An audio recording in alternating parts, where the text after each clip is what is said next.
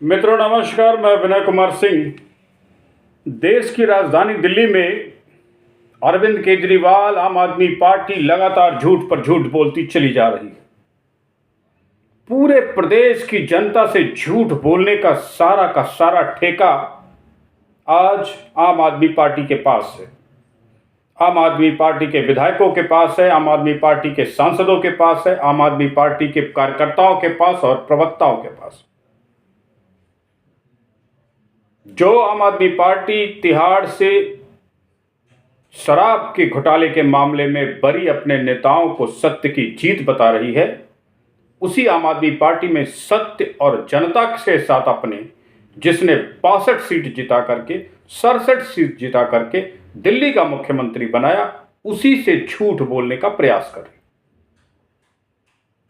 दिल्ली के मुख्यमंत्री, दिल्ली के शिक्षा मंत्री, दिल्ली के सांसद संजय सिंह कोई भी बरी होकर के अदालत से नहीं आया है। तीनों के तीनों आम आदमी पार्टी के नेता आज दिल्ली की सुप्रीम कोर्ट की अदालत से बड़ी ही कठोर शर्तों के साथ बाहर आए। अरविंद केजरीवाल के साथ तो तिहाड़ में रहने से बदतर स्थिति तिहाड़ के बाहर रहने की सुप्रीम कोर्ट के जस्टिसों ने, अदालतों ने कर रखी है। 10 लाख का मुचलका किसी सामान्य नागरिक से सामान्य केस में नहीं लिया जाता मित्रों। ये बड़े अपराधियों के साथ बड़ी रकम के घोटालों के ये मुचलके की राशि तय की जाती है। आपको याद होगा दिल्ली के मुख्यमंत्री अरविंद केजरीवाल जो कहते थे कि आरोप लग जाने मात्र से, जो कहते थे कि किसी को फायदा पहुंचाने की मंशा से भी यदि कोई शामिल होता है तो वो भ्रष्टाचार के दायरे में आता है, वो आज तिहाड़ में से 177 दिन बिताने के बाद उसे भ्रष्टाचार नहीं दिख रहा। देश की दिल्ली के जनता से मैं अपील करूंगा, दिल्ली के मुख्यमंत्री अरविंद केजरीवाल के झूठ का पर्दाफाश करे, सच जाने और सबको बताए कि दिल्ली का मुख्यमंत्री अरविंद केजरीवाल बरी होकर के नहीं बल्कि जमानत पर आया है। अभी उसके ऊपर मुकदमा चलेगा। दोषी पाए जाने पर 10 साल तक की सजा हो सकती है घोटाले में।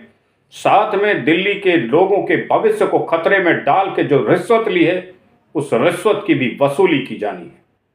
मित्रों, याद होगा आपको कोरोना काल 2020 में शुरू होने से पहले ही दिल्ली में दंगे हुए थे। उस दंगे में इसी आम आदमी पार्टी के लोग शामिल थे, इसी आम आदमी पार्टी का पार्षद शामिल था। उसके बाद दिल्ली में जैसे ही कोरोना आता है, सबसे पहले मैं देखता हूं कि नर्सों को भोजन के लिए धरना प्रदर्शन करना पड़ता है। ऐसा घोटाला, ऐसा दरिद्रता का पाठ चरित्र दिल्ली सरकार का मुख्यमंत्री इस राज्य को दिखाता है। नर्सों के बाद उनके रहने का, एकोमोडेशन का भी समस्या इस राज्य में आती है। उसके बाद बेड का एक अकाल पड़ता है। यहाँ तक आपको याद होगा कि दिल्ली का मुख्यमंत्री अरविंद केजरीवाल इतनी व्यवस्था ना कर सका कि पुलिस वाले को जो सेवा में, राज्य की जनता की सेवा में उस समय लगा हुआ था, कोरोना से पीड़ित होने पर उसे एक हॉस्पिटल में बेड भी मुहैया हो सके। इसके बाद रेमडेसिविर के नाम पर क्या क्या इस राज्य में जनता ने नहीं देखा। ऑक्सीजन के नाम पर किस तरीके के स्कैम किए गए, किस तरीके के बेहद बेढंगे कार्रवाइयों से जनता को भयभीत करके आतंक मचाने का प्रयास किया गया। रेमडेसिविर के बाद ऑक्सीजन के नाम पर आतंक इस दिल्ली ने देखा। कोविड पीरियड में जब देश राज्य संकट की परिस्थितियों में था, तब भी इस मुख्यमंत्री ने, आम आदमी पार्टी के नेताओं कार्यकर्ताओं ने दिल्ली राज्य को जीने के लायक, जीवन बचाने के लायक नहीं छोड़ा था। इसके उपरांत आपने देखा बहुत बड़ी संख्या में लोगों को आनंद विहार भेज करके उनकी जान माल का संकट पैदा किया गया। तत्पश्चात उसी कोरोना काल में शराब घोटाले की नींव रखने का काम अरविंद केजरीवाल ने किया। उसी कोरोना के खतरनाक पीरियड में जब दिल्ली में दवाई और ऑक्सीजन के लिए दिल्ली सरकार के पास पैसे नहीं थे, सुविधाएं नहीं थी, बेड देने की सुविधाएं नहीं थी, 52 करोड़ का बंगला बनाने का टेंडर दिया गया और बन के तैयार भी हुआ। एक एक करके अरविंद केजरीवाल ने सिर्फ और सिर्फ अपने देश की जनता, अपने राज्य की, उस दिल्ली की जनता से झूठ बोलने का काम किया, बेईमानी की, फ्रॉड करने का काम किया, धोखाधड़ी करने का काम किया कि जो किसी भी मुख्यमंत्री को, किसी भी बेटे को शोभा नहीं देता है। आज दिल्ली के आम आदमी पार्टी के तमाम नेता, तमाम प्रवक्ता, तमाम कार्यकर्ता ये बताने की कोशिश कर रहे हैं कि सत्य की जीत हुई है, सत्य जीत करके बाहर आया है तिहाड़ से। ये बताने का साहस आज आम आदमी पार्टी के किसी नेता, प्रवक्ता, पार्टी के किसी कार्यकर्ता में नहीं है कि उनका चीफ मिनिस्टर जीत करके सत्य की जीत से नहीं आया है, बेल पर आया है। और वो बेल एक अपराधी को भी मिलती है। वो अपराधी हो सकता है, वो घोटाले का किंग भी पिन हो सकता है, मास्टर हो सकता है, घोटालेबाजों का सरगना हो सकता है। ये निकट भविष्य में अदालतों के द्वारा तय किया जाएगा, जिससे कि अरविंद केजरीवाल के इस कृत्य पर बड़ी से बड़ी सजा भी मुकर्रर की जा सकती है। ये बोलने का साहस आज अरविंद केजरीवाल के किसी नेता, किसी भी पार्टी के व्यक्ति में नहीं है। ये बड़ा दुर्भाग्य है देश का कि जिस देश और राज्य की जनता ने 70 में से 62 सीटें दूसरी बार दी, पहली बार 70 में से 67 सीटें जिताई, उसी देश की, उसी राज्य की जनता के साथ एक नेता खुद को कहने वाला बहरूपिया, एक नेता खुद को कहने वाला झूठा, एक नेता कहने वाला फरेबी अपने आप को ईमानदार बताता है और अपनी जनता से, अपने देशवासियों से सच बोलने का साहस नहीं रख पाता है।